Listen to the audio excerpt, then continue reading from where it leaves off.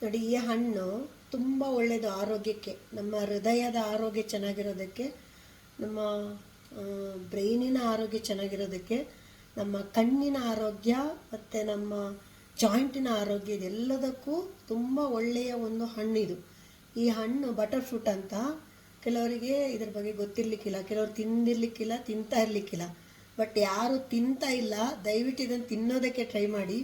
ತುಂಬ ಒಳ್ಳೆ ಹಣ್ಣು. ಮತ್ತು ಕೆಲವ್ರು ಏನು ಮಾಡ್ತೀರಾ, ಮಿಸ್ಟೇಕ್ಸ್ ಗೊತ್ತಾ ನೀವು, ಇದಕ್ಕೆ ಸಕ್ಕರೆ ಆ್ಯಡ್ ಮಾಡಿ ತೊಗೊಳ್ತೀರಾ. ಇದಕ್ಕೆ ಏನು ಆ್ಯಡ್ ಮಾಡಬೇಡಿ.